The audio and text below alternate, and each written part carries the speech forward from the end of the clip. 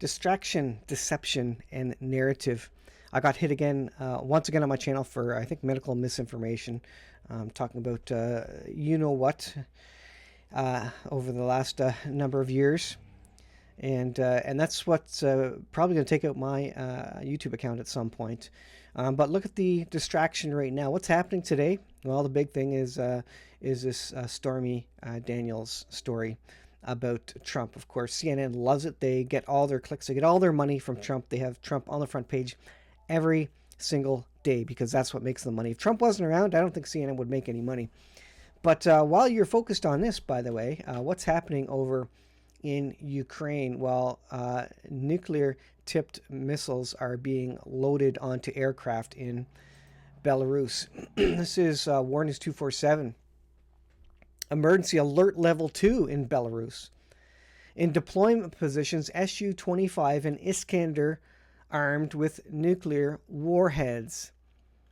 So they're transferring nuclear warheads. They've loaded them onto airplanes. These things are on the move, and this means that war is coming shortly, or at least they're at a very, very high level of readiness for nuclear war. The country's Ministry of Defense announced that nuclear warheads were loaded onto a squadron of Su-25 aircraft, while the Iskander-M and MLRS Polonez-M ballistic missile units were also armed with nuclear warheads. This is happening. Countries are getting armed. They're pulling these nuclear warheads out of storage facilities and mounting them, folks. I don't know, what else you need to be convinced that we are in the middle of World War III and the nuclear weapons are about to kick off.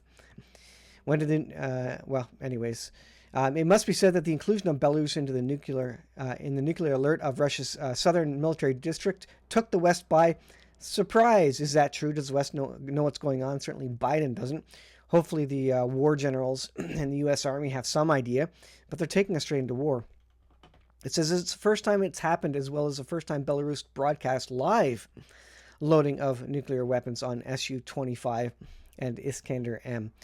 It says it is noteworthy that the Belarusian missile system was included in the inspection of nuclear forces. According to Belarusian military doctrine, once the nuclear warheads come out of storage area and there is a dispersion of the nuclear units, there is a level 2 alert just before the nuclear war, which is level 1. So you talk about the readiness, the DEFCON levels. Belarus is apparently second from the highest DEFCON level, and basically the one step before World War III or a nuclear war. Russia is not conducting a simple exercise, but a nuclear attack rehearsal involving not only a squadron region, but all of its regular nuclear forces. Folks, when these things start happening, look for this to go live at any point. You talk about Black Swan and World War III exercises and these sorts of things. These things could go live. These things could go, real at any point in time, because with satellite technology, you can't covertly move your missile, your nuclear-tipped missiles and transfer systems into locations without being detected. That means when they do move, that could mean that they're going to be used anytime shortly. It says, Belarus, our forces have been put on nuclear alert. According to the order of Lukashenko, a surprise inspection of non-strategic nuclear weapons in the armed forces of Belarus is being conducted. Nuclear alert involved again, the Su-25s of the 116th Air Base and the 587th Separate Missile Division.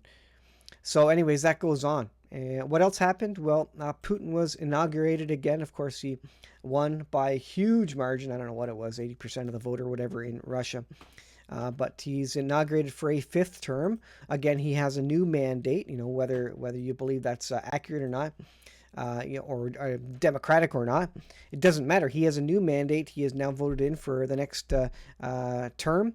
That means he can proceed with the next level of military intervention, whatever he needs to do. And he has full reign and full mandate without fear of, another election coming in currently. So that's interesting. Now, here is LA Times, and this is about basically Putin coming in, and the Orthodox leader of the Orthodox Church in Russia came out and basically said, Putin, you may have to make some hard decisions which may cause people to get killed effectively.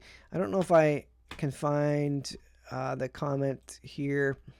I was looking for it earlier, but it was foreboding to be sure. A 30-gun salute followed Putin's remarks. He reviewed the presidential regiment and then walked into a nearby Annunciation Cathedral for a blessing from Patriarch Kirill, head of Russian Orthodox. He says during the service, Kirill compared Putin to Prince Alexander Nevsky, the medieval ruler who courageously defended the people on the battlefield. He reminded Putin that as head of state, the head of state sometimes has to take fateful and formidable decisions that can lead to victims, it says, an apparent reference to many casualties in Ukraine.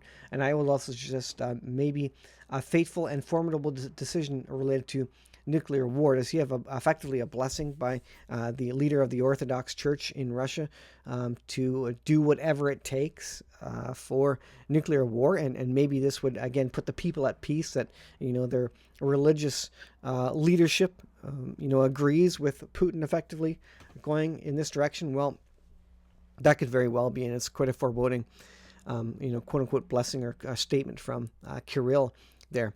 Now, while that's happening, Zelensky was almost assassinated, apparently. There was an assassination plot. 2 colonels arrested. I guess there was a coup attempt, and they're trying to get him out of there.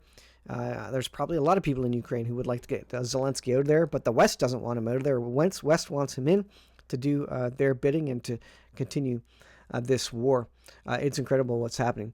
And by the way, I'll end with this, I think.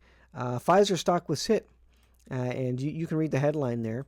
There was some trouble, I guess, and a young person had some troubles.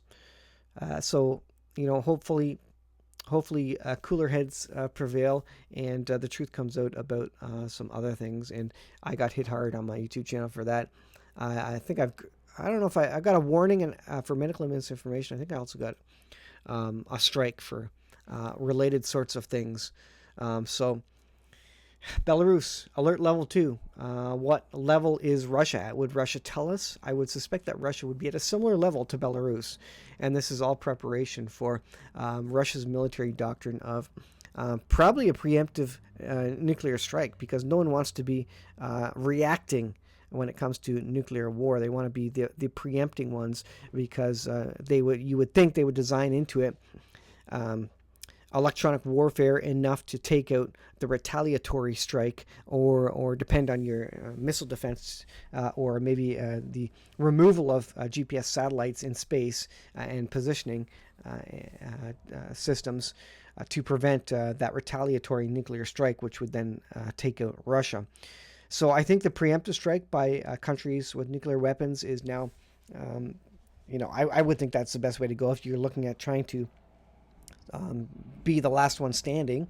And their military doctrine has already changed, and they're already doing nuclear exercises. I spoke about that in the last video.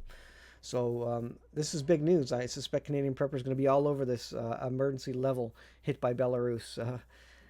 Wake up, folks. This is happening. I know everybody who watches my videos are already paying attention to all the news, and many other folks who are putting information out there.